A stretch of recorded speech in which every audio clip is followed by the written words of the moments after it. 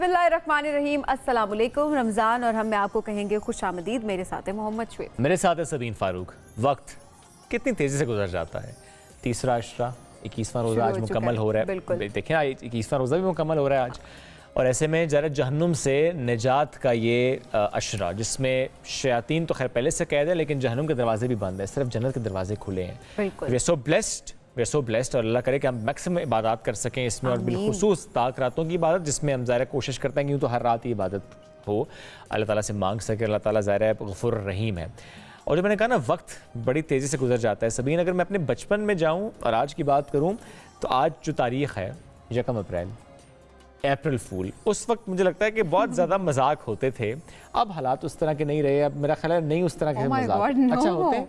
Not at all. लोग अभी भी जो इसको बना रहे होते हैं, मतलब इसका मजाक कर रहे होते हैं इस दिन, वो उनकी तादाद अभी भी उतनी ही है। घर के अंदर देखें प्रैंक्स हो रहे होते हैं, या आप स्पेशली अगर आप एजुकेशनल इंस्टीट्यूट्स में अगर जाकर देखते हैं तो वहाँ पर इस तरह के मजाक काफ़ी ज़्यादा हो रहे हैं, काफ़ी संगीन मजाक होते हैं। तो इसका मतलब ये हुआ कि अगर अभी तक ये हो रहा है, तो अगर आपको आज कोई कॉल आती है, कोई बात की जाती है, तो फ़ौरन से पैनिक नहीं करना।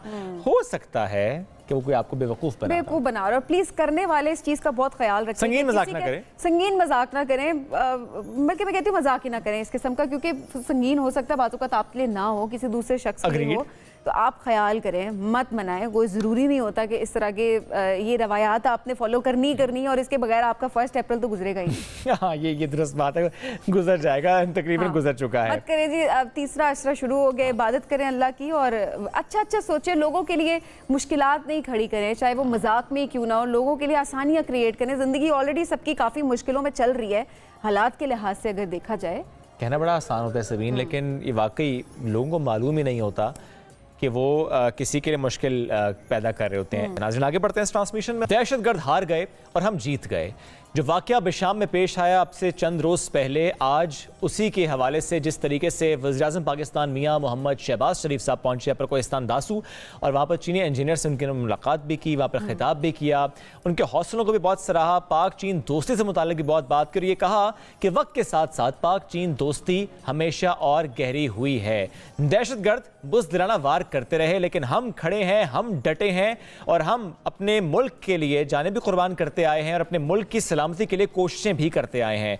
हम में सब मौजूद हैं, यानी वो सिविलियंस भी हैं, वो अफवाज भी हैं, और वो हर शख्स जो पाकिस्तान में पाकिस्तान के लिए, हमारी सलामती के लिए, हमारे बेहतर मुस्तकबिल के लिए, हमारे मौशी हालात के लिए काम कर रहा है। बिल्कुल। और इस हमले के पीछे जिस तरह उन्होंने भी कहा कि पाकिस्तान की दुश्मन कुव्वतें हैं जिनको हराना बहुत ज़्यादा ज़रूरी है, और साथ साथ उन्होंने ये भी कहा कि चीनी इंजीनियर्स और वर्कर्स जो भी पाकिस्तान में काम कर रहे हैं, वो पाकिस्तान के लिए एक तरह से उनका सरमाया है, और ऐसा नहीं है कि उनकी कदर नहीं है। हमारे लिए काबिल कदर लोग हैं, और जिनकी सिक्योरिटी को मेक श्योर किया जाएगा, उनको बेहतर से बेहतर सिक्योरिटी फराहम की जाएगी। उन्होंने कहा है कि फुल प्रूफ सिक्योरिटी मजीद की जाएगी। ये बहुत अहम बात है। ज़ाहिर है वो स्पेशली इसलिए वहाँ पर मौजूद थे, वज़ीर इत्तलात भी साथ मौजूद थे, दीगर वज़रा और हुकाम साथ मौजूद थे। नाज़रीन, आगे बढ़ते हैं इस ट्रांसमिशन में, और आप बात करते हैं मौसम की। और जब बात मौसम की है सबीन, तो सबसे पहले क्यों ना बात हम मक्का की करें, सऊदी अरब की करें। मुख्तलिफ इलाके ऐसे जहाँ पर कल ज़बरदस्त बारिश हुई, मूसलाधार बारिश हुई, बल्कि कुछ मकामात ऐसे जहाँ पर ज़्यादा भी हुई है।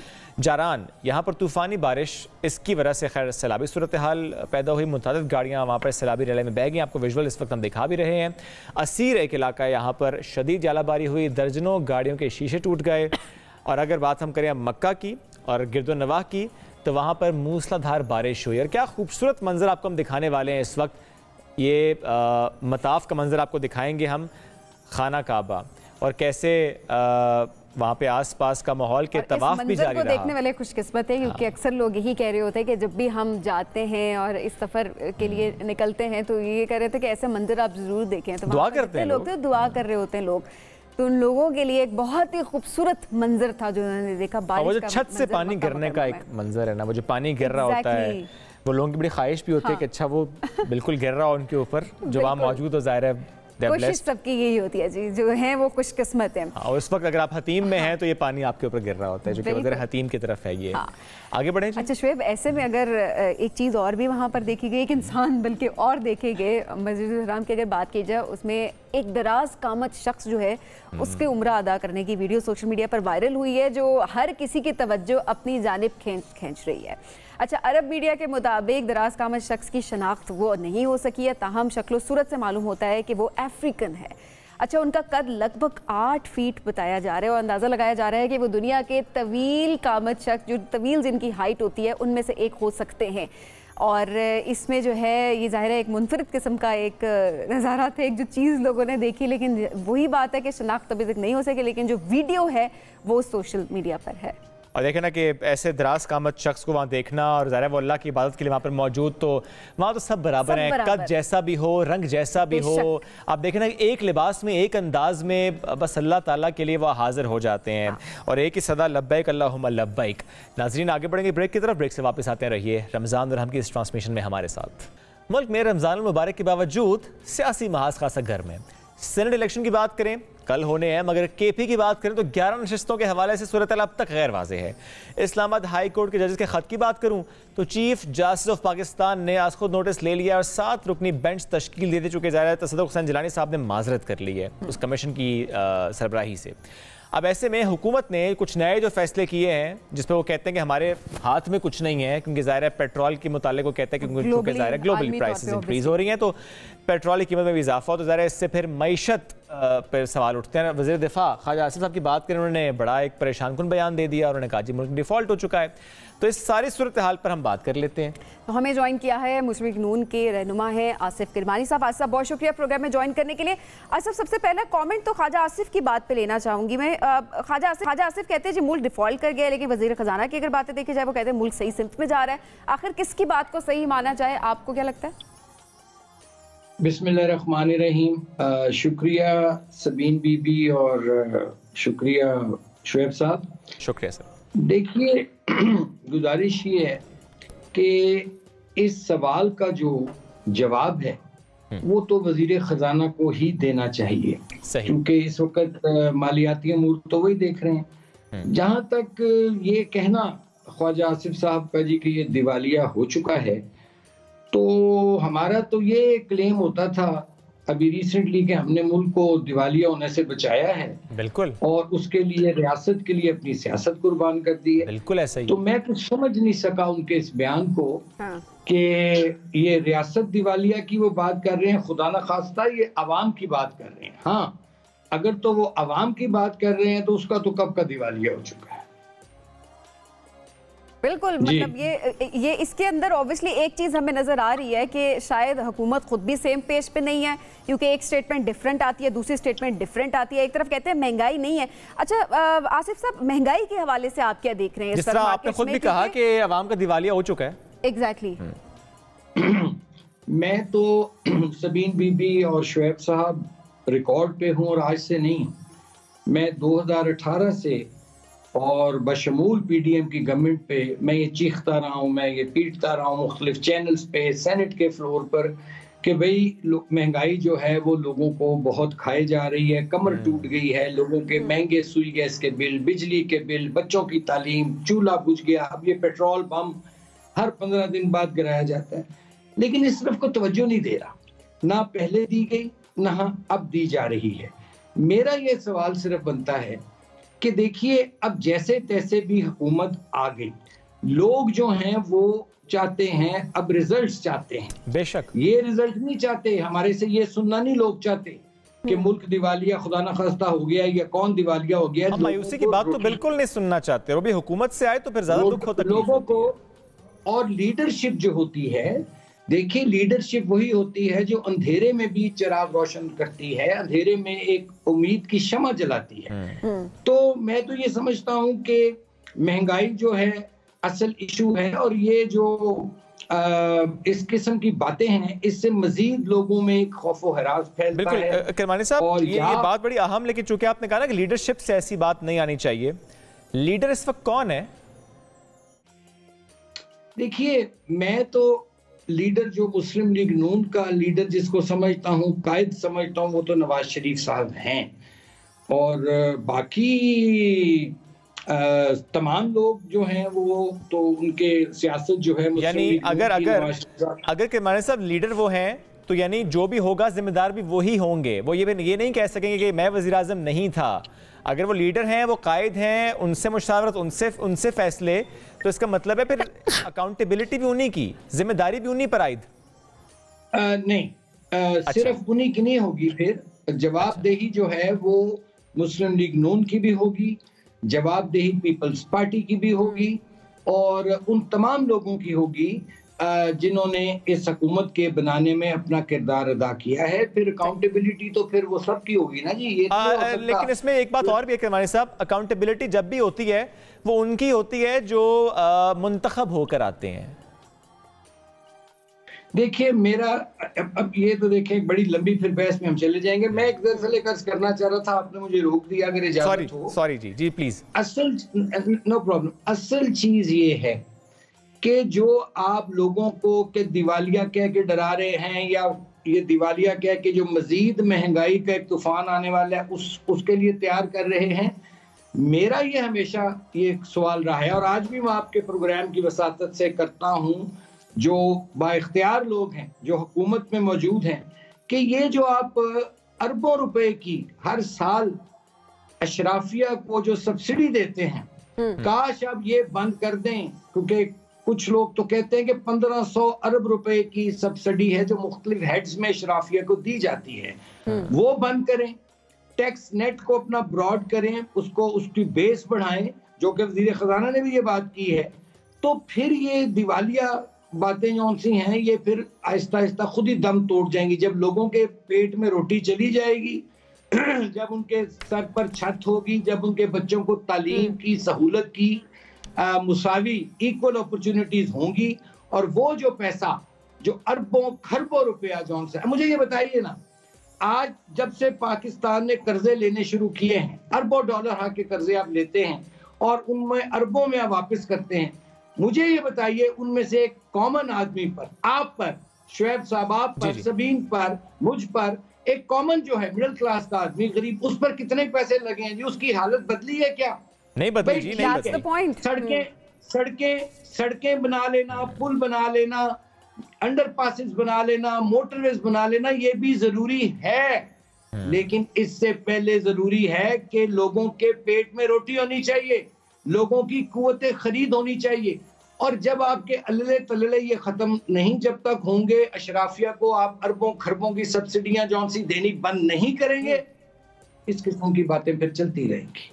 अच्छा, वैसे में अब हुकूमत ये बात तो कह रही है कि आवाम को हमने सब्सिडी तो दी है, हमने तो जी रमज़ान पैकेज जो है वो अनाउंस कर दिया है और लोगों के लिए आसानी उसमें क्रिएट कर दिया है। ऐसे में आपकी ट्वीट बड़ी मुझे ज़बरदस्त लगी, मैं उसको हवाला ज़रूर यहाँ पे देना चाहूँगी कि अगर आप बिजली के बिल महंगे कर दें, गैस के सस्ते कर दें, गैस के बिल अगर आप सस्ते कर दें, आम इन चीज़ों में अगर आप लोगों को रिलीफ देना शुरू कर दें, तो जाहिर सी बात है आपको फिर रमज़ान पैकेजेस की तरफ आना नहीं पड़ेगा।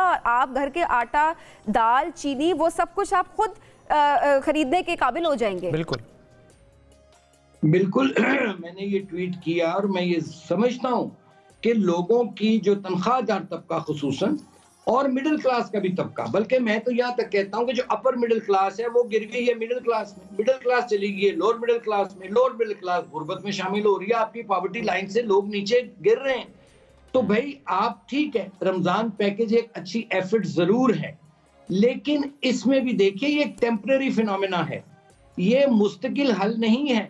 लोगों को अपने पैरों पर खड़ा कीजिए, उनके लिए आसानियां पैदा करें। जब आप उनके लिए सुई गैस के, एक बंदा जिसकी तनख्वाह 25,000 है, उसको 15,000 रुपए का, 10,000 रुपए का सुई गैस का बिल आ जाएगा, तो वो खाक आटा खरीदेगा, उसको फिर आपका रमजान पैकेज भी काटेगा। इसलिए मैं कहता हूं कि जनाब जो गरीब गुरबा हैं, जो मिडिल क्लास के हैं, जिनके लिए जिन्ना साहब ने ये मुल्क बनाया था, उनको आप रिलीफ दीजिए, उनको आप सुई गैस के बिलों में रिलीफ दें और वाज़ेह रिलीफ दें, बिजली के बिलों में रिलीफ दें, उनको तालीम में रिलीफ दें, सेहत में रिलीफ दें, तो वो आटा खुद ही खरीद लेगा, आटा खुद ही खरीद लेगा अगर उनको महंगे बिजली के बिलों से निजात मिल गई। अगर निजात मिल जाएगी, मसला नियत का है या अहलियत का है?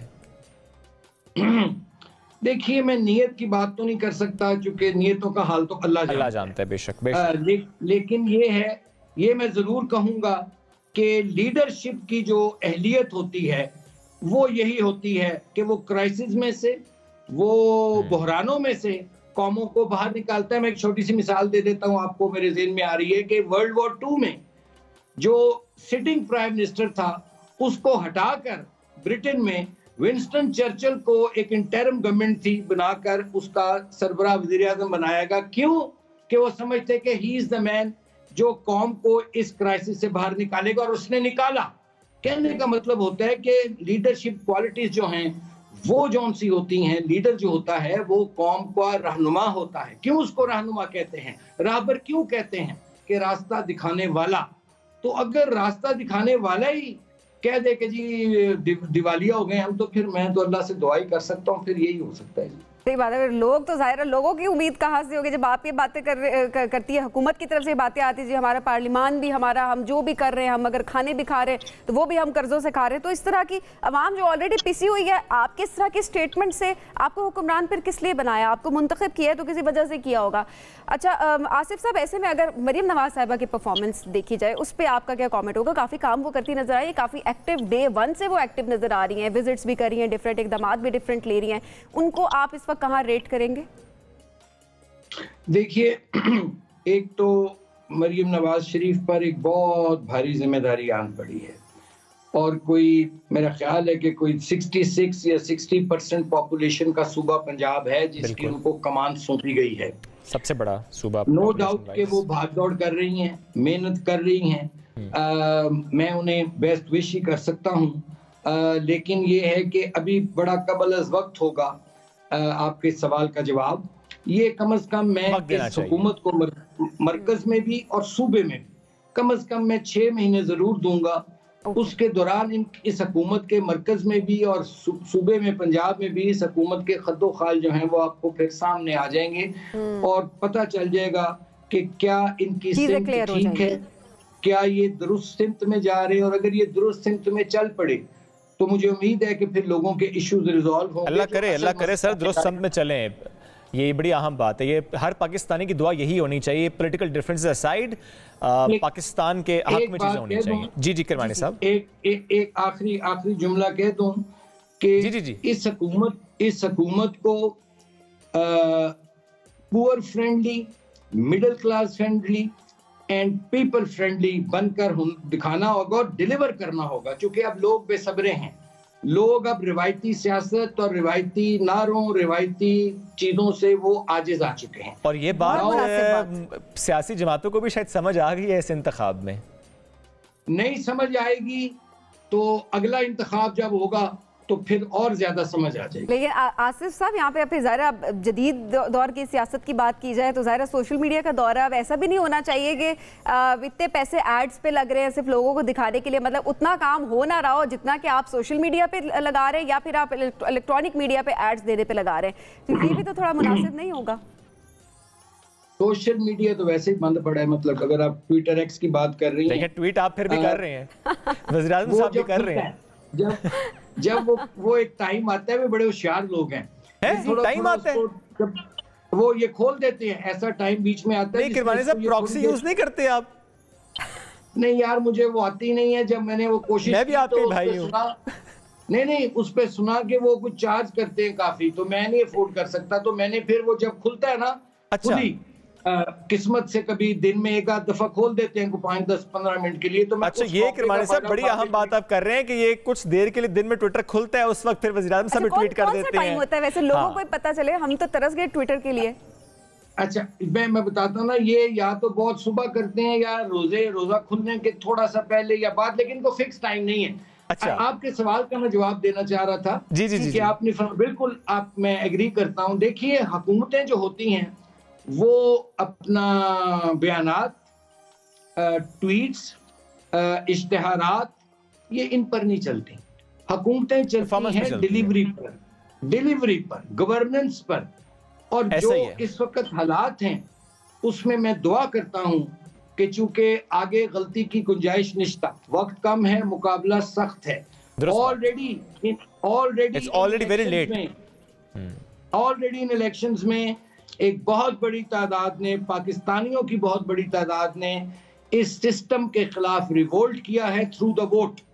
तो अगर आप लोग, specially the educated middle class है, वो भी जो जॉबलेस है, तो अब आपको लोगों को इकोनॉमिक रोड मैप सिर्फ देना ही नहीं होगा, उनको उनके जो इश्यूज हैं, जो क्रॉनिक इश्यूज बन चुके हैं, महंगाई हल करना होगा।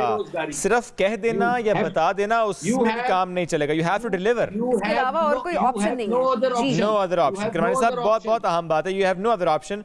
किरमानी साहब बहुत शुक्रिया, साथ मौजूद थे, हमेशा खुल करते हैं, बेबाक अंदाज से बात करते हैं, no matter what political party भले पीएमएलएन है, लेकिन जो चीज़ नहीं सही लगती उस पर आप खुल के राय का इजहार करते हैं। नाज़रीन, ब्रेक की तरफ जाएंगे, वापस आते हैं, साथ रहिए। अब हमारे साथ एक ऐसे नौजवान मौजूद हैं जिन्होंने डिजिटल कश्मीर प्रोग्राम के जरिए आज़ाद कश्मीर के नौजवानों को बाइख्तियार बनाने और रोजगार के बेहतर मौके फराहम करने के लिए बहुत कोशिशें की हैं और ये बीड़ा उन्होंने उठा लिया और अपने इस मिशन में बड़ी कामयाबियां भी ये समेट रहे हैं। सॉफ्टवेयर कंपनी की अगर बात की जाए मोबोरॉइड, उसके बानी है फहद राजा जो कि इस वक्त हमारे साथ मौजूद है, और मोबोरॉइड का ही ये इनिशिएटिव है डिजिटल कश्मीर जिसके जरिए मुख्तलिफ स्किल्स लोगों को सिखाई जाती हैं, ट्रेनिंग भी देते हैं उसमें नौजवानों को, और इसी वजह से उनको प्राइड ऑफ पाकिस्तान के अवार्ड से भी नवाजा गया रिसेंटली ऑन 23 मार्च। तो फहद राजा आज साथ मौजूद हैं। अस्सलाम वालेकुम जी, कैसे हैं आप? जी, थैंक यू। बहुत शुक्रिया आपके आने का। 2017 से गालिबन आपने आगाज़ किया। जी जी बिल्कुल। तो ये इन सालों में क्या सक्सेस रहा आपका? एक्चुअली जो डिजिटल कश्मीर प्रोग्राम है वो मोबोरॉइड का एक इनिशिएटिव है। इस प्रोग्राम को हमने इसलिए डिज़ाइन किया था ताकि जो आज़ाद कश्मीर की नौजवान नस्ल है उसको हम एम्पावर कर सकें, उन्हें कॉम्प्रिहेंसिव आईटी स्किल्स सिखा सकें, उन्हें अनेबल बनाया जा सके कि वो ऑनलाइन अर्निंग कर सकें, ठीक है, और इस इंडस्ट्री इन्वायरमेंट में सर्वाइव कर सकें और फ्यूचर के पोटेंशियली एंटरप्रेन्योर बन सकें। तो इस प्रोग्राम में हमें काफ़ी सक्सेस मिली। I had a privilege to train approximately 1000 students, जिनमें से माशाल्लाह 200 प्लस स्टूडेंट्स ऐसे हैं जो आईटी रिलेटेड सर्विसेज दे रहे हैं मुख्तलिफ प्लेटफॉर्म पे। और जब हमने स्टार्ट किया था तो हमारा इनिशिएटिव ये था कि हम सेल्फ एम्प्लॉयमेंट का कॉन्सेप्ट ला सकें। तो उसमें काफ़ी हद तक हम कामयाब भी हुए। जब स्टार्ट हमने लिया था तो हमारे इलाके मीरपुर आज़ाद कश्मीर में 3 सॉफ्टवेयर हाउसेज थे और आज माशाल्लाह से 25 सॉफ्टवेयर हाउसेज हैं। और ऐसी कई मिसालें मौजूद हैं जो काफ़ी सारे यंग स्टूडेंट्स हैं वो अपना ऑनलाइन काम कर रहे हैं। They are supporting not themselves also their families, और वो अपनी कंपनीज इस्टेब्लिश कर रहे हैं। हमने उन्हें प्रोसेस समझाया, टीम बिल्डिंग आप कैसे कर सकते हैं, अपनी कंपनीज कैसे, वो जॉब क्रिएशंस की तरफ भी चले गए। एक तो ज़ाहिर है आपने किसी को सिखाया, उसने किसी प्लेटफॉर्म के थ्रू अर्न किया, at the same time entrepreneur बन गया, उसने अपनी कंपनी खोल ली, उसने बहुत सी एम्प्लॉयमेंट क्रिएट कर दी, तो ज़्यादा अच्छी बात हो गई। बिल्कुल जी, ऐसा ही है। और इसलिए मैं अल्लाह ताला का शुक्रगुजार हूँ कि उन्होंने मुझे इतनी बड़ी अपॉर्चुनिटी दी। हर नौजवान का एक ख्वाब होता है कि वो अपने वालिदैन का, अपने अजीज़ व अकारब का, अपने इलाके का, अपने मुल्क का नाम रोशन कर सके। और अल्लाह ताला ने मुझे मेरा ये ख्वाब प्राइड ऑफ पाकिस्तान की सूरत में पूरा किया। तो इससे काफ़ी ज़्यादा मुझे मोटिवेशन भी मिली। मैं एक बात कहना चाहूँगा कि मंजिलें उन्हीं को मिलती हैं जिनको मंजिल की तलाश हो, और बड़ी मंजिल के मुसाफिर छोटा दिल नहीं रखते। तो इस रिकॉग्नाइजेशन, इस अप्रिसिएशन की वजह से मुझे जो मेरा दिल है वो बड़ा हो गया है। मेरे अंदर मज़ीद एक एहसास पैदा हुआ है कि मैं मज़ीद अपनी कम्युनिटी के लिए, और ज़ाहिर है मोटिवेशन काफ़ी ज़्यादा आती है, तो अब आप ज़्यादा मोटिवेटेड भी फील कर रहे होंगे। एक्नॉलेजमेंट बड़ी ज़रूरी होती है। जब बात कितनी मुश्किलात फेस करनी पड़ी साथ साथ, बिकॉज ऑब्वियसली मीरपुर में जहाँ पर आप बता रहे हैं 2 से 3 सॉफ्टवेयर हाउसेज थे, इतना रुझान भी नहीं था कि लोग आईटी की तरफ आएँ। तो ऐसे में लोगों को आईटी की तरफ लाना और उसके बाद उनको ट्रेन करना, ये कितना मुश्किल था? मुश्किलात का तो काफ़ी सामना करना पड़ा। सबसे पहले जो मेन काम था वो था अवेयरनेस, कि कैसे हम नौजवान नस्ल को सिखा सकते हैं कि आप जो प्लेटफॉर्म यूज़ कर रहे हो, सोशल मीडिया के प्लेटफॉर्म्स, इनको प्रोडक्टिव वे में कैसे आप यूटिलाइज़ करके, बजाय इनको एंटरटेनमेंट के लिए यूज़ करने के लिए आप कैसे इन्हें अपना अर्निंग का सोर्स बना सकते हैं। फिर उनको अवेयरनेस देनी, क्योंकि वो टाइम ऐसा था 2017-16 में लोग इतना बिलीव नहीं थे करते कि आप ऑनलाइन अर्निंग कर सकते हैं, क्योंकि काफ़ी सारे लोगों के साथ धोखा हो जाता है। एक्टिविटीज़ इस तरह की हो चुकी थी कि उनका इस चीज़ से ट्रस्ट फैक्टर जो था वो बहुत कम हो चुका था। तो उनको अवेयरनेस सेशन दिए हमने, मुख्तलिफ इवेंट्स, मुख्तलिफ सेमिनार्स कंडक्ट कराए आज़ाद कश्मीर के मुख्तलिफ इलाकों में, जिसमें बिम्बर, मीरपुर, मुजफ्फराबाद, इन सब इलाकों में जाके अपनी मदद आपके तहत हमने सेमिनार्स कंडक्ट कराए, उनको अवेयरनेस सेशंस दिए, वर्कशॉप्स कंडक्ट की। फिर हमने मुख्तलिफ लोगों को जो आईटी के हमारे मेंटोर्स थे, जो वेल रेप्यूटेड थे, उनको हमने अपनी कम्युनिटी के साथ इंटरेक्ट करवाया। तो उनको एक ग्रुप हमने ऑनलाइन बनाया सोशल मीडिया पे। उस ग्रुप में मुख्तलिफ लोग अपनी क्यूरीज पूछते थे, उन क्यूरीज का हम जवाब देते थे, फिर इंस्पायर्ड होते थे, अपनी सक्सेस स्टोरीज शेयर करते थे। वो ज़्यादा इंस्पिरेशन होती है ना, कोई सक्सेस स्टोरी शेयर करे तो लोग कहते हैं कि अच्छा मैं भी करके देखूँ, यस मैं जैसा बनूँ। अच्छा, इस वक्त हम साथ जो वीडियो भी चला रहे हैं, शाहिद अफरीदी से भी गालिबन मुलाकात, तो वो क्या इवेंट था? हाँ जी, वो रिसेंटली अभी जब ISPR ने हमें प्राइड ऑफ पाकिस्तान के जो अवार्ड याफ्ता लोग थे उनके लिए एक अफ्तार डिनर अरेंज किया था। उसमें शायद अफरीदी साहब से भी मुलाकात हुई, उनने काफ़ी हमें अप्रिशिएट किया। जो हमने नौजवान नस्ल के लिए काम किया उसके लिए काफ़ी उनने अप्रिसिएशन की और काफ़ी अच्छे अल्फाज में हमारा जिक्र किया और बड़ा अच्छा मिला उनसे मुलाकात। और इससे पहले फहद, ज़्यादातर बात मीरपुर से मुतालिक ये होती है कि मीरपुर का शायद कोई घर हो जहाँ का बंदा बाहर ना हो, and that too in UK। ऐसा ही है। तो अब क्या परसेप्शन चेंज होती जा रही है कि ठीक है वो जो चले गए UK वो तो चले गए, लेकिन अब जो यहाँ पर हैं वो ज़्यादा IT की तरफ आ रहे हैं? जी बिल्कुल, क्योंकि आपको पता है कि पूरी दुनिया में एक इकोनॉमिक रिसेशन आया हुआ है, तो UK में भी अब ऐसे हालात नहीं है कि वहाँ पे जाके आप मीरपुरी वापस आ रहे हैं UK से? आ नहीं रहे, लेकिन मीरपुरी के अब थोड़ा सा कंसेप्ट चेंज हो जाना बंद हो गए।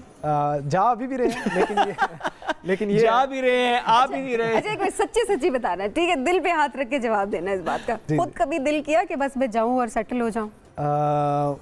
क्योंकि अल्लाह का शुक्र है मेरा यहाँ पे इतना अच्छा काम रहा, मैं अपनी टीम बिल्ड की, मेरा ऑफिस इतना, मुझे काफ़ी सारी अपॉर्चुनिटीज़ मिली कि मैं बाहर जा सकता हूँ, बाहर जाके काम कर सकता हूँ। लेकिन मैंने यही डिसाइड किया कि मैं यहाँ पे रह के एक तो अपने लिए काम करूँ और अपनी कम्युनिटी के लिए कुछ ना कुछ रोल प्ले करूँ।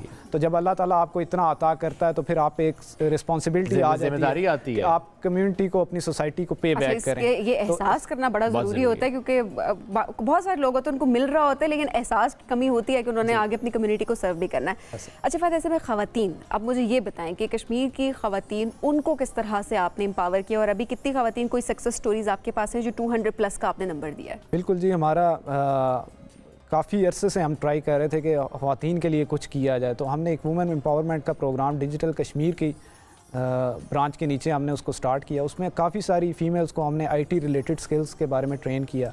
इवन के जो फीमेल्स लैपटॉप अफोर्ड नहीं कर सकती थी उनको हमने लैपटॉप भी प्रोवाइड किए और उनको सिखाया कि कैसे आप इन फील्ड्स में काम कर सकती हैं। तो माशाल्लाह से काफ़ी सारी ऐसी फ़ीमेल्स हैं जो कर रही हैं, घर बैठे काम कर रही हैं, अपने लिए भी अर्न कर रही हैं, अपनी फैमिलीज़ को भी सपोर्ट कर रही हैं और उन्हें घर से बाहर भी नहीं जाना पड़ता, कोई रूल्स एंड रेगुलेशंस भी नहीं फॉलो करने पड़ते। जब उनकी मर्ज़ी होती है वो काम करती हैं। तो फ्रीलांसिंग के यही मज़े हैं, वो जो हमने उन्हें चीज़ें सिखाई उन्हीं की दवाओं के नतीजे में आज आप लोगों के सामने बैठा हूँ, क्योंकि मैं अपनी काबिलियत को कुछ नहीं समझता, मेन चीज़ सखावत ही है जो इंसान करता है, लोगों के लिए करता है और उन्हीं की दवाओं की बदौलत ही इंसान कहीं ना कहीं पहुँच जाता है। तो माशाल्लाह ख़वातीन ने भी काफ़ी कुछ किया और माशाल्लाह से वहाँ पे हमारे 2 सॉफ्टवेयर हाउसेज हैं जो फीमेल चला रही हैं। अच्छा, माशाल्लाह। और वो फीमेल्स के लिए ही जॉब अपॉर्चुनिटीज़ प्रोड्यूस कर रही हैं। तो ये एक बड़ी हमारे लिए एहसास की बात है के लिए फॉर श्योर कि ज़रा ख़वातीन भी इस मैदान में आगे नज़र भी आ रही हैं। बिल्कुल। स्किल्स की जब हम बात करते हैं, डिजिटल स्किल्स, कौन कौन से स्किल्स आप सिखाते हैं और क्या कोई फ़ीस होती है, किस तरीके से आप चलाते हैं काम? Basically we are a dynamic software house providing comprehensive IT related services across the globe. Okay. And also alongside tailor-made in-house training courses. ठीक है। तो इनमें हम सर्विसेज जो देते हैं वो web development, digital marketing, app development, search engine optimisation. इसके लिए कोई डिग्री की रिक्वायरमेंट नहीं होती, बेसिक एजुकेशन हो दैट्स फाइन। लेकिन ऑब्वियसली डिग्री की इंपॉर्टेंस है कि आपको, अगर मैं आपके सामने आज बैठा हूँ तो कम्युनिकेट कर पा रहा हूँ, तो ये मेरे इसमें डिग्री का बहुत सारा रोल है, मेरे टीचर्स का बहुत सारा। नहीं, मैं बात करूँ जो लोग आपके पास सीखने आते हैं, अगर डिग्री नहीं भी है, हाँ जी, तो बेसिक स्किल सेट तो ले सकते हैं। बेसिक स्किल सेट वो ले सकते हैं, इस चीज़ पे काम कर सकते हैं, अपने लिए रिसोर्सेज बना सकते हैं, ऑनलाइन रेवेन्यू प्रोड्यूस कर सकते हैं। तो इसके लिए डिग्री कोई मैंडेटरी नहीं, तो बस कोई भी आ सकता है और आपसे ट्रेनिंग ले सकता है। हाँ, कोई भी आ सकता है, लेकिन स्पेसिफिकली बेस्ट ये होता है कि अगर आप FSC या FA के बाद आए तो बेसिक आपके एजुकेशन होना, क्योंकि ऑब्वियसली आपको जो हम काम करते हैं वो अक्रॉस द ग्लोब करते हैं और मोस्टली Tier 1 कंट्रीज़ के साथ आपको कम्युनिकेट करना पड़ता है, जिसमें USA, कनाडा, इंग्लैंड ऐसी कंट्रीज़ हैं। तो उनकी क्योंकि नेटिव लैंग्वेज इंग्लिश है, तो इंग्लिश लैंग्वेज में आपको कम्युनिकेट करना जितना अच्छा आता हो तो आपके लिए उतना ही ईजी होता है कि आप प्रोजेक्ट उनसे विन कर सकते हो। ये ज़ाहिर है बड़ा ज़रूरी भी है। और फिर अब तो chat GPT and then AI, उसका भी बड़ा सपोर्ट हो गया ना। बिल्कुल जी, इस तरह तो किसी को नहीं भी आती कोई लैंग्वेज तो इतना मुश्किल नहीं रह गया। बिल्कुल ऐसे ही उनसे आप हेल्प ले सकते हैं, उनको यूटिलाइज कर सकते हैं प्रोडक्टिव वे। ज़बरदस्त। आगे क्या सोचा है अभी? ज़ाहिर आपने जिस तरह आप एक शेयर का भी सहारा लिया, तो मैं इसलिए पूछना चाह रहा हूँ कि तो ज़ाहिर एक सक्सेस ज़रूर है, एक step towards success, I must say that. क्या करना चाहते हैं आगे? बिल्कुल जी, हमारा जो इरादा है वो यही है कि अब मज़ीद मेहनत करनी है, इंशाल्लाह इसको एक्सपैंड करना है, इसको एक्सपेंड करना है, सोसाइटी में कंट्रीब्यूट करना है। ताकि जो हमारी नौजवान नस्ल है वो अपनी सेल्फ एम्प्लॉयमेंट की तरफ जाए, अपनी कंपनीज एस्टेब्लिश करे, अपने लिए भी रोज़गार का बायस बने और लोगों किसी के लिए भी। और आज के दौर की ये ज़रूरत भी है। अब ऐसा भी नहीं है कि आप किसी एक जॉब पे रिलाई कर सकते हैं। इट्स बेटर कि आप अगर खुद से आप को अपना इनिशिएटिव ले सकते हैं तो वो आप ज़रूर लें। या दूसरी बात यह है कि जिनसे उम्मीद थी उनसे उम्मीद भी नहीं रही ना। ये बड़ी वैसे बदकिस्मती की बात, बट दैट्स ट्रू एक्चुअली। हर बात पे हुकूमत से मांगना या हुकूमत की बात करना कि अच्छा वो देंगे, वो बिल्कुल अब सेपरेट हो गया, खुद करना पड़ेगा, अपने जोरे बाजू पे निसार करना पड़ेगा। फाद बहुत शुक्रिया, साथ मौजूद थे। ऑल जो आप इसके आगे करना चाहते हैं और एक्सपेंड कीजिए। एक ब्रेक की तरफ जाएंगे नाज़रीन, इस ट्रांसमिशन में वापस आते हैं, साथ रहिए।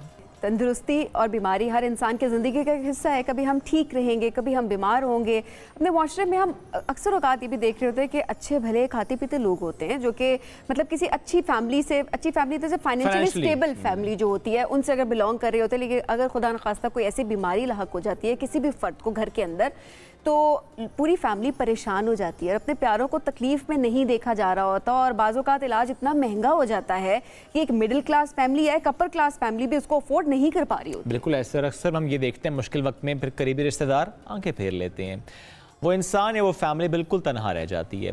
तो ऐसे में हम कुछ इदारों की बात ज़रूर करते हैं जो कि वाकई हाथ पकड़ लेते हैं। आज एक ऐसे ही इदारे से मुतालिक हम बात करेंगे किस तरीके से लोगों को मेयारी और मुफ्त इलाज फराहम कर रहे हैं।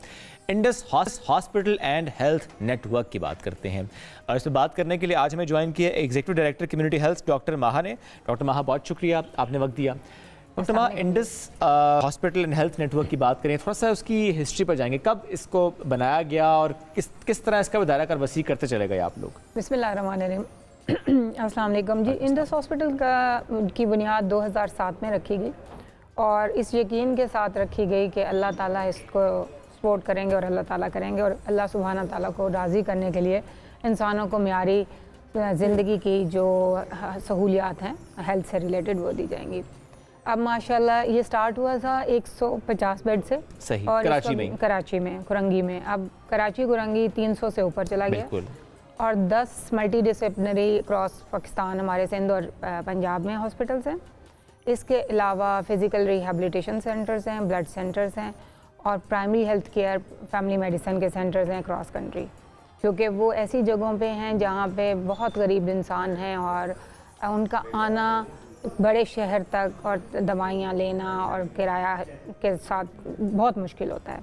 बिल्कुल। तो हमारा ये होता है कि हम ऐसी जगहों पे भी जाएं जहाँ कोई नहीं जा सक रहा और मियारी जो हेल्थ की सहूलियात हैं वो प्रोवाइड वहीं पर उसी जगह पर उनके इलाके में उनको प्रोवाइड कर सके किसी भी तरह। और खूबसूरती इंडस की ये है कि इंडस में कोई कैश काउंटर नहीं है माशाल्लाह। जो आप नी रिप्लेसमेंट सर्जरी से लेके कॉकलियर जो बच्चे बहरे पैदा होते हैं उनका, बच्चों का कैंसर का हमारे पास सबसे बड़ा, मैंने विजिट किया है बच्चों के, इवन जो ब्लड कैंसर वाला डिपार्टमेंट है, आई रिमेंबर दैट। कुछ साल पहले मुझे मौका मिला कि मैं गया और वाकई बहुत से पेरेंट्स जो कि बहुत परेशान थे लेकिन इंडस हॉस्पिटल के चेहरे पर मुस्कान लेकर आए हैं। कोई कैश काउंटर नहीं। और उसके बाद उन बच्चों के लिए क्योंकि उनकी स्कूलिंग में प्रॉब्लम होता है तो उधर हमने स्कूल भी शुरू किया और वो हमारे इंडस के सितारे हैं। फिर उसके बाद जो बच्चे बहरे पैदा होते हैं उनकी कॉकलियर इम्प्लांट होते हैं जो कि काफ़ी महंगा होता है लेकिन उनकी ज़िंदगी बदल जाती है। बेशक। फिर वो सुनना भी शुरू कर देते हैं, बोलना भी शुरू कर देते हैं और मुल्क में और माशरे में फॉल्स शहरी का हिस्सा बन देते हैं। इंडस की ब्यूटी ये है कि वहाँ पे आपको ये नहीं पता चलेगा कि ये अमीर और गरीब या डिस्क्रिमिनेशन का। वहाँ पे ऐसा इलाज है कि वो कोई बड़ा से बड़ा आदमी भी ये ना कहे कि जी मैं तो इधर नहीं जा सकता। वहाँ पे कोई वीआईपी रूम नहीं है, वहाँ पे कोई जनरल वार्ड नहीं, वहाँ पे सब एक जैसा इलाज है। Very nice. कोई और ये भी नहीं है कि वहाँ पे क्वालिटी इस तरह की है कि आप कहें कि ओहो ये अमीर आदमी तो नहीं, quality is up to the mark. Mark and our first जो स्टैंडर्ड है वो क्वालिटी है। और इसके बाद ये कैसे चल रहा है क्योंकि इसमें कैश काउंटर कोई नहीं है और कैशलेस और पेपरलेस। हमारा तमाम डाटा अक्रॉस द कंट्री वो डिजिटल है। चलाने वाले मुखैर हजरात हैं, रब ताला उनको चुनता है, वो आगे आते हैं, वो उसमें कंट्रीब्यूट करते हैं और वो चलता जाता है। मरीज़ों की दुआएं लगती जाती हैं और वो मज़ीद बढ़ता जाता है। इसको मेरा नहीं ख्याल कि हम बढ़ा रहे हैं, इसको रब बढ़ा रहा है और ये बढ़ता जा रहा है। और वो तमाम लोग आप जरिया बनते हैं। बिल्कुल, तमाम बच्चों के चेहरों पे जितनी भी मुस्कुराहटें, आप सब जरिया बन रहे हो, तो अल्लाह ने आपको चुन लिया है। तो ये एक बड़ी खूबसूरत सी बात है जो आपने बताई है। अच्छा, किन किन बीमारियों का इलाज मुमकिन है इंडिस हॉस्पिटल में? मुफ्त इलाज सब कुछ है, मुफ्त है ऑब्वियसली, लेकिन कौन कौन सी बीमारी है जिनका? देखिए, जो टर्शियरी केयर हॉस्पिटल्स हैं हमारे पास कराची में, पंजाब में, उसमें internal medicine, emergency, family medicine, dermatology, orthopaedic, even knee replacement भी है, और उसके बाद gynae ops, you name anything, सारी बीमारियां, because it's a multi disciplinary tertiary care hospital. इसके अलावा प्राइमरी हेल्थ केयर में तो हमने 55 फीट के कंटेनर्स लेके उनको हॉस्पिटल्स में कन्वर्ट करके डिफरेंट जगहों पे लेके गए। उसमें डिलीवरी से लेके, मेडिसन से लेके, मतलब बीमारी से लेके हर चीज़ प्रोवाइड की जा सकती है और प्रोवाइड की जा रही है। ड्यूरिंग फ्लड हमने 14 लाख से ज़्यादा मरीज ट्रीट किए हैं इन जगहों पे जाके, और बच्चे कोई वहाँ पे ही जो डिलीवर कराए हैं वो हमने 300 से ज़्यादा सिर्फ डिलीवर कराए हैं। कोई बच्चा, कोई माँ, किसी को इन्फेक्शन नहीं हुआ, सबको वैक्सीनेट किया। और ये वो जगह थी जिन्होंने कभी डॉक्टर देखा भी नहीं था, और डॉक्टर ये नहीं था कि हमारा क्वालिटी का नहीं था। अगर हमें वहाँ से नहीं मिला तो हमने कराची से भेजा, कराची से नहीं मिला तो हमने लाहौर से भेजा। आप जो बीमारियों का बात करें तो बीमारियां, जैसे मैंने कहा, टर्शियरी केयर एक बड़ा अस्पताल जो भी एक आला पाया, जिसमें तकरीबन तमाम बीमारियों को ही का ही इलाज होता है। And then there is no refusal policy, right? No. अब ऐसे में जब नो रिफ्यूजल पॉलिसी है, एक बड़ी आबादी वाला ये मुल्क है, सिर्फ मैं कराची की बात हूँ, सबसे बड़ा शहर है पाकिस्तान का, आबादी बहुत ज़्यादा है। अब ऐसे में there is a capacity of hospital, right? अब उसमें when there is no refusal policy then there is cashless system. तो बहुत से लोग ज़ाहिर उनकी ख्वाहिश होती है कि जी उनका इलाज इंडस हॉस्पिटल से, बिकॉज उनको पता है कि बहुत मेयारी इलाज है। तो फिर आप लोग कैसे मैनेज करते हैं इसको जब लोग ज़्यादा हैं, मरीज़ ज़्यादा हैं, लेकिन आपकी एक सर्टेन कैपेसिटी है? नंबर 1 मैनेज तो रब ही करता है, बेशक ऐसे ही, वसीला बनते हैं और हम इंतज़ाम और सिस्टम खड़ा करते हैं। उसमें हमारा बड़ा अच्छा टोकन और क्यू सिस्टम है जो कि मैनेज होता है। मैं इसमें यहाँ बताना चाहूँगी कि जो हमारा निज़ाम है उसमें 70% तक तो ज़कात से है, ठीक है, लेकिन ये नहीं हम कहते कि जिसको ज़कात नहीं लगती उसको इलाज नहीं दिया जाता। अच्छा, इलाज रिफ्यूज़ तो किसी को भी नहीं किया जाएगा, इसलिए लोग हमारे साथ झूठ नहीं बोलते कि मुझे ज़कात लगती है या नहीं लगती। okay. जिसको ज़कात लगती है उसको ज़कात के फंड से टैग कर दिया। अच्छा, ये भी आपने सेग्रीगेट किया हुआ है, यानी वो जो मरीज है वो अगर कहे कि मुझे ज़कात नहीं लगती तो आप उसे किसी और मद में उसको डोनेशन के मद में दे दिया जाएगा। इनकार नहीं, क्योंकि जो बीमार है, जो तकलीफ में है, इलाज उसका हक है, तो उसको इलाज अब ऐसे में जो लोग उसके लिए और ही तकलीफ दे चीज़ है। तो वो लोग जो हमें सुन भी रहे हैं इस वक्त, अदरवाइज भी ज़ाहिर बहुत से लोग आपको सपोर्ट करते हैं, ज़कात, डोनेशंस, अतियात, खैरात, जिस भी मद में, सदका भी, जिस भी मद में आपको देना चाहिए, तो आप लोगों ने कैसे सिस्टम मेंटेन किया हुआ कि अच्छा वो ज़कात के फंड में जाएगा, अच्छा ये खैरात में जाएगा? ये जी, उसका बहुत अच्छा सिस्टम है, और क्योंकि मैं डॉक्टर हूँ, इतना शायद मैं एक्सप्लेन ना कर सकूँ, हमारे फाइनेंस वाले करते हैं, और उसके डिफरेंट हमने वो भी बनाए हुए हैं। उसमें इंडस शाकरीन है, जो कुछ लोग ऐसे भी हैं जो मंथली एक अमाउंट डिडक्ट करा देते हैं। अच्छा, कि जी मैं एक मरीज़ के लिए देना चाहती हूँ, जैसे मैं समझती हूँ कि जी मैंने एक मरीज़ का इलाज कराना है तो मैं इतने अमाउंट मंथली देना चाहती हूँ। वो 2000 भी हो सकते हैं, वो 10,000 भी हो सकते हैं, वो लाख भी हो सकते हैं।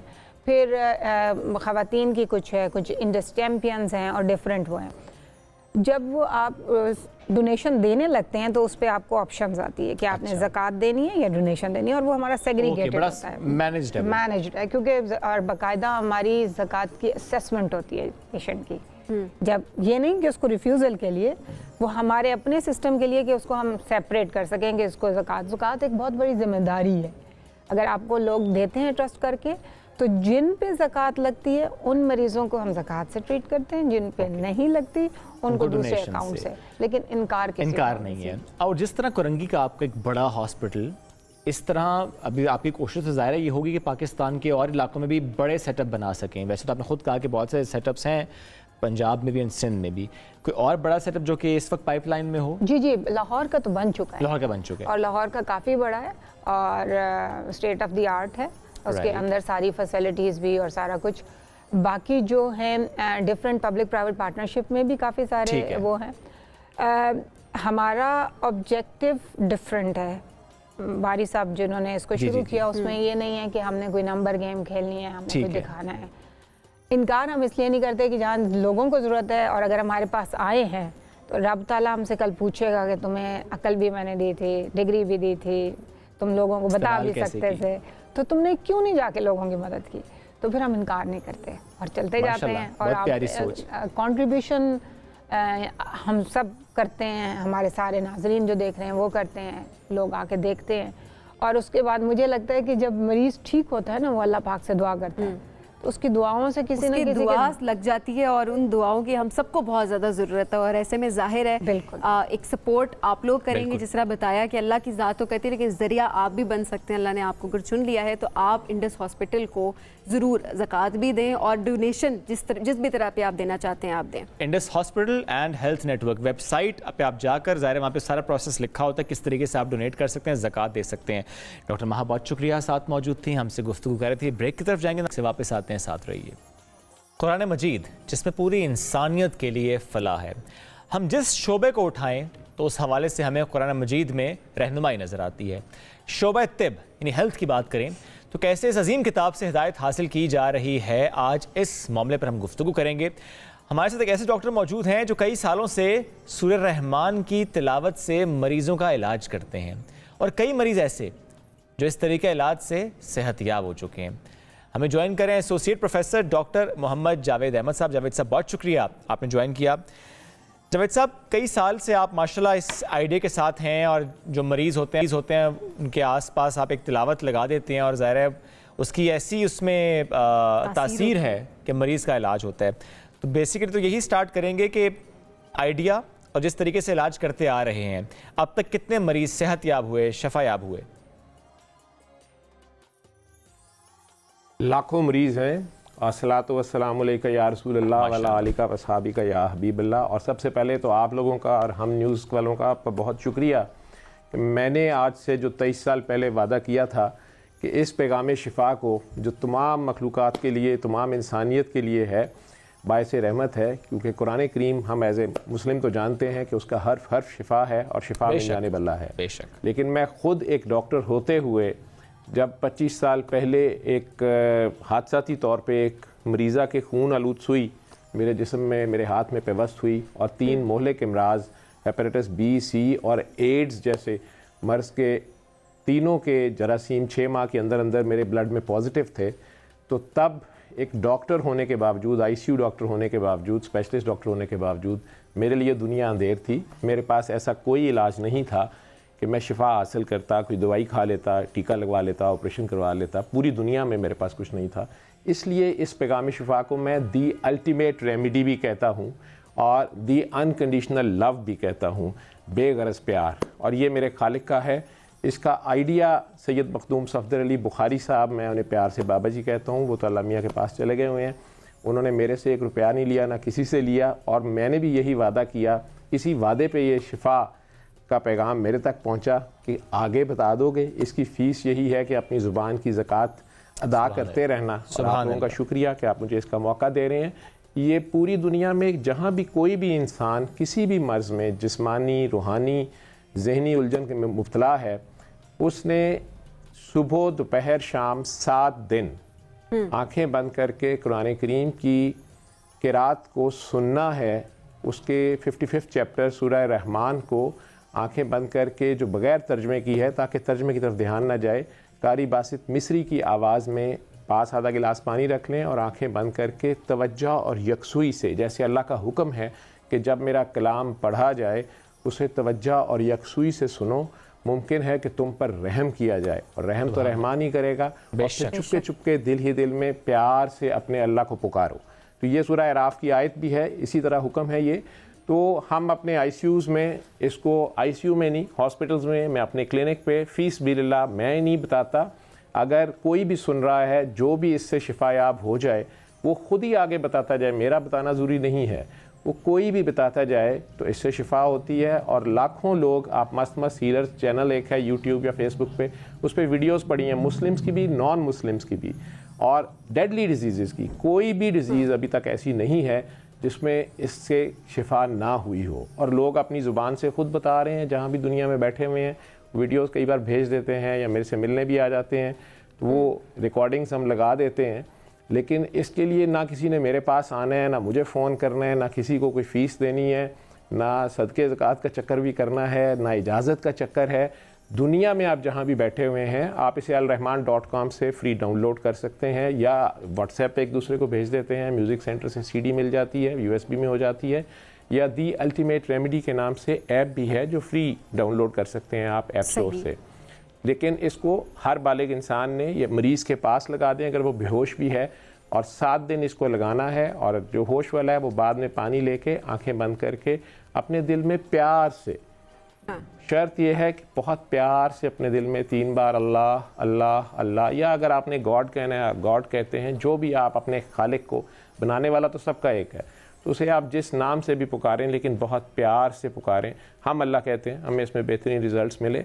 इसको आंखें बंद करके सुनना है और 3 बार अल्लाह कह के 3 सांसों में पानी पी लेना है। 8वें दिन से पानी पीना नहीं छोड़ना है, वो पीते रहें। और फिर आप अपनी ज़ुबान की ज़कात समझते हुए किसी भी दूसरे इंसान की मदद कर दें। ये तरीका इलाज आप उसे समझा दें, तो वो भी शिफा आप हो जाएगा इंशाअल्लाह ताला। मैं गिनती आपको कह रहा हूँ कि ये लाखों में है। बहुत सारे ज़ाहिरा आपके पास ऐसे केसेस हैं, बहुत सारे ऐसे लोग जिनकी बीमारियों के इलाज इससे हुए हैं।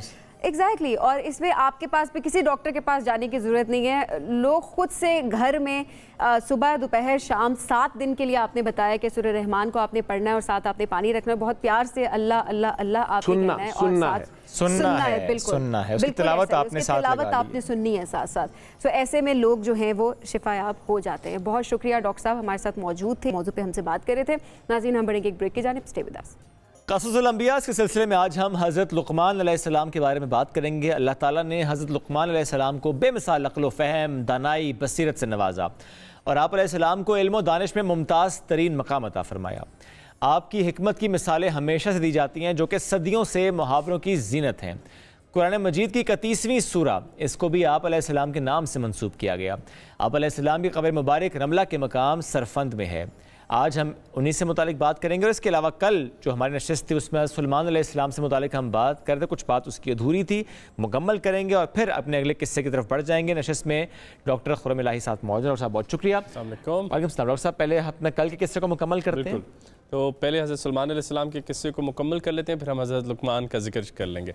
तो हज़रत सुलेमान अलैहिस्सलाम का जो हेकल है, हज़रत दाऊद अलैहिस्सलाम ने अपनी ज़िंदगी में उसका नक्शा बना लिया था और वो एक इबादत गाह थी जो कि वो बनाना चाहते थे, क्योंकि हज़रत दाऊद अलैहिस्सलाम के जहन में ये बात आई कि मेरा महल इतना खूबसूरत है तो ऐसी एक इबादत गाह अल्लाह ताला के लिए भी होनी चाहिए जिसके इर्द गिर्द या जिसकी तरफ रुख करके लोग इबादत कर सकें।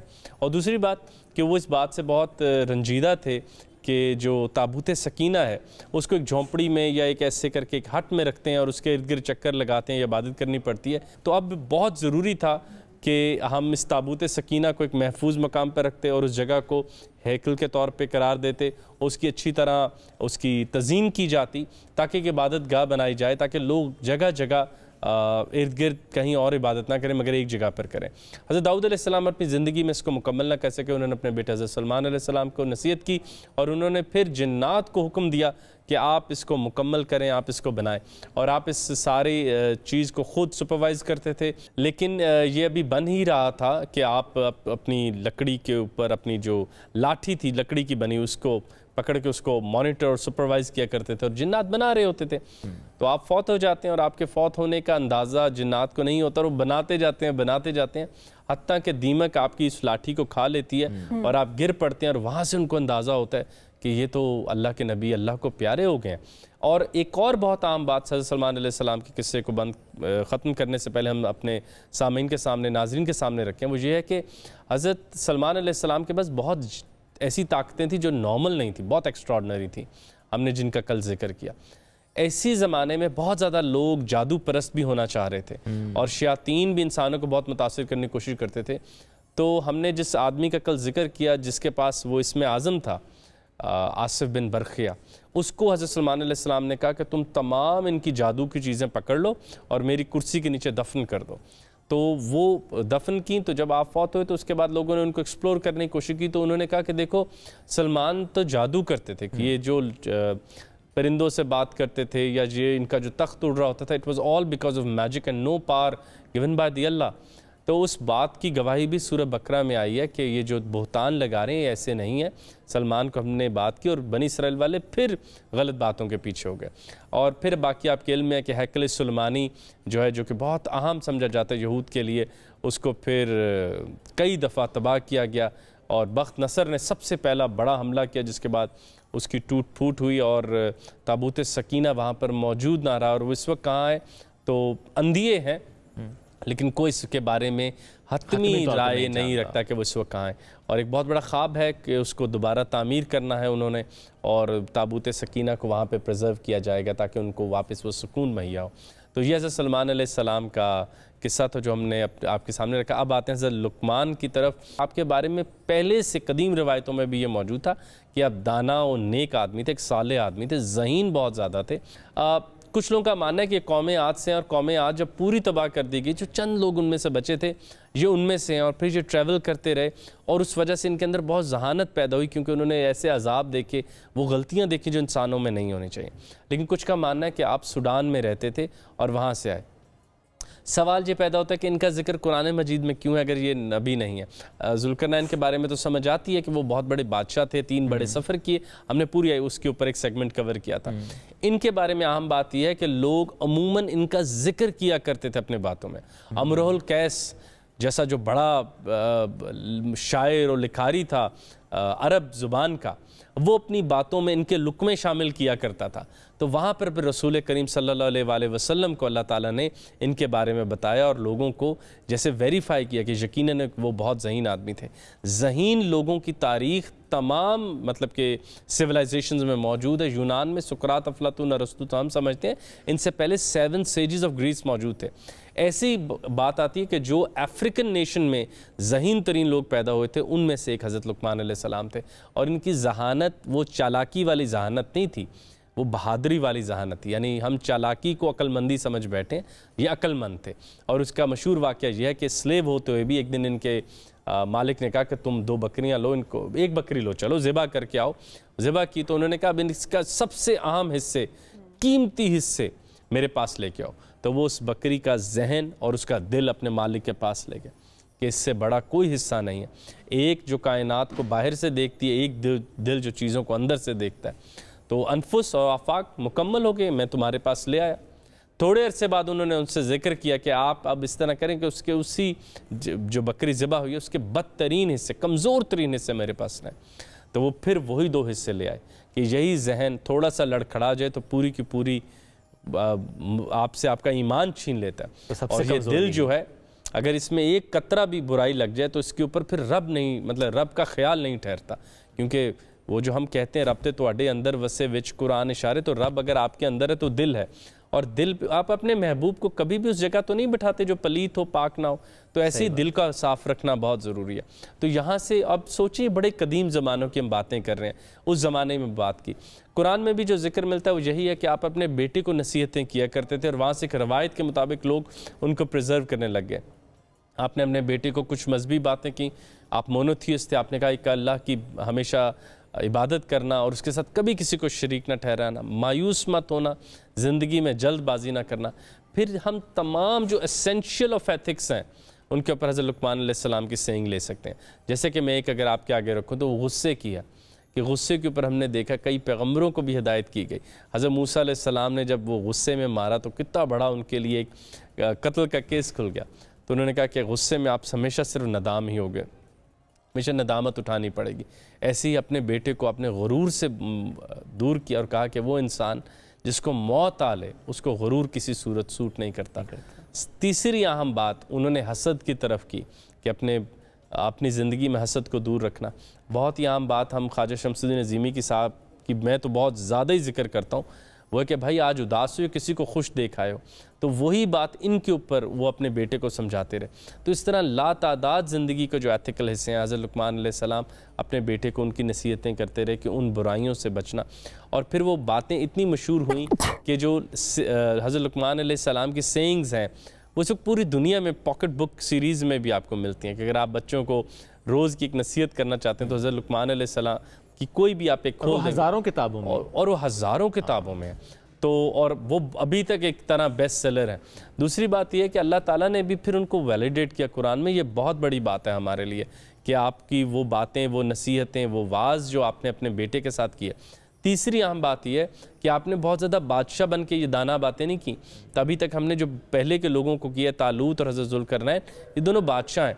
आपने ग़ुलाम रहते हुए भी दानाई का सफ़र अख्तियार किया।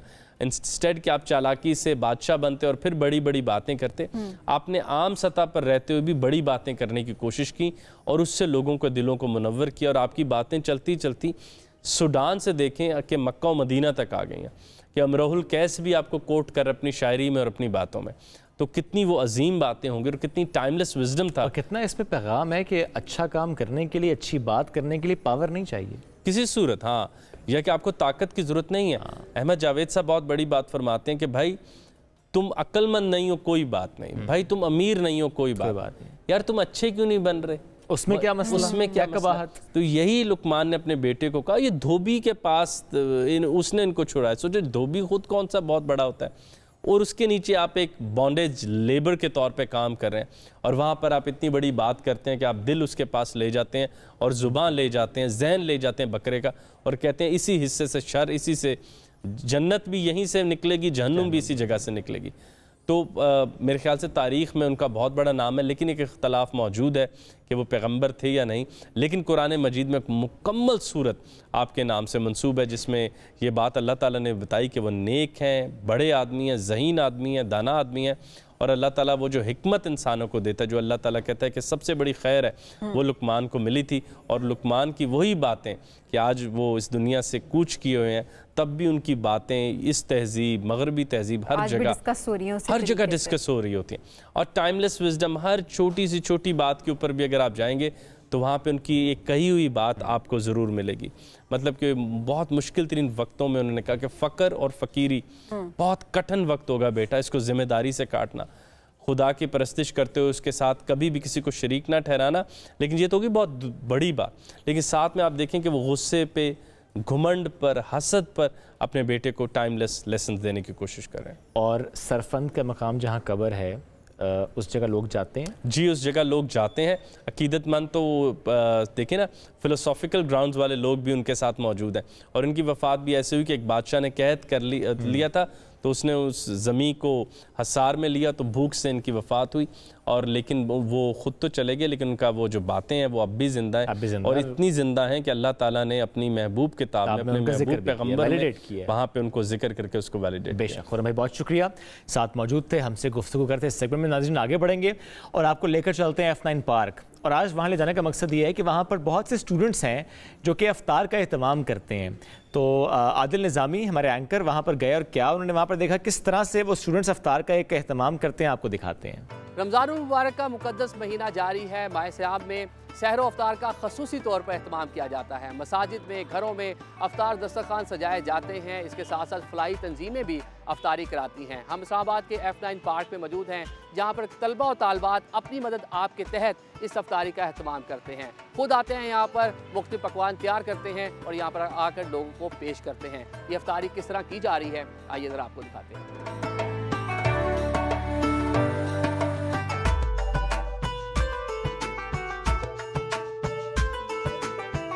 अफ्तार ये हमारा चौथा साल है। अच्छा। कोरोना में हमने इजाज़त ली कि जब कोरोना में अगर आप यहाँ पे देखते हैं ना, तो ये पूरा ग्राउंड भरा हुआ होता था। अच्छा। पूरे मरकज़ में सिर्फ हम लोग कर रहे थे। कितने लोग हैं आपके साथ टीम में, या कितने स्टूडेंट हैं जो मिलकर आप लोग काम कर रहे हैं? हम बेसिकली 11 लोग हैं, टोटल 11। अच्छा। ठीक है, जिसमें लड़कियाँ लड़के मिक्स हैं। डिफरेंट स्कूल से हैं। पहले आपस में दोस्त नहीं थे, इसी तरह इसी चीज़ के थ्रू आपस में दोस्ती हुई हमारी। अब माशाल्लाह 4 साल हो गए इसको चलाते हुए। किसी रमज़ान का एक रोज़ा भी हमने ज़ाया नहीं किया। अच्छा। चाहे बारिश होती है तो हम ये अंदर मस्जिद है वहाँ पे कराते हैं, धूप होती है तो यहाँ पे इसी तरह चलता है। मतलब पूरे 4 सालों में कोई रोज़ा। अच्छा, 500-600 लोगों का अफ्तार कराना आसान काम नहीं है। तो तला खासे पैसे इन्वॉल्व होंगे, तो इतने पैसे कहाँ से आते हैं, फंडिंग कहाँ से होती है? सर हम लोग खुद ही आपस में दोस्त वगैरह पहले तो घर वालों से लेते हैं, घर वालों के बाद फिर हम अपने दोस्तों को बोलते हैं।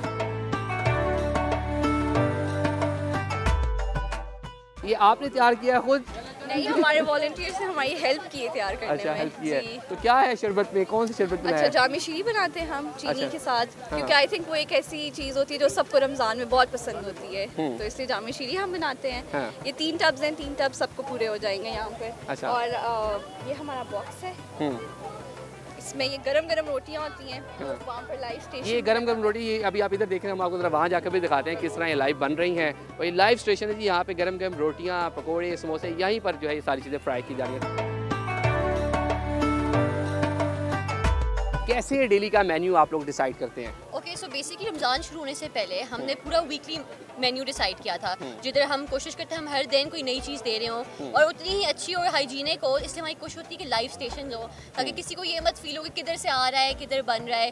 लाला जितना हमारे फेवरेट 1000 रोटियाँ बनाते हैं वो बेचारे हर किधर खड़े होकर हमारे लिए। हमारे समोसे वाले लाला अभी तक 500 तो बना चुके हैं वो समोसे। सो हमारी कोशिश होती है कि हम वही चीज़ सर्व करें जो हम खुद घर में खा रहे होते हैं। कितने दिन बाद मेन्यू चेंज करते रहते हैं वैसे? Every day. अच्छा। हमारा मेन्यू हर दिन डिफरेंट है। जैसे कल हलीम थी, आज चावल, आज आई थिंक आज हमने किया है मिक्स वेजिटेबल। आज मिक्स वेजिटेबल विद रोटी, समोसा, पकोड़े एंड 1 जलेबी। आगे क्या सोचा है कि मजीद क्या करना है? ओके, सो बैक इन 2020 हमने आज तक नहीं सोचा था कि हम 600 लोगों को अफ्तारी करवा रहे होंगे।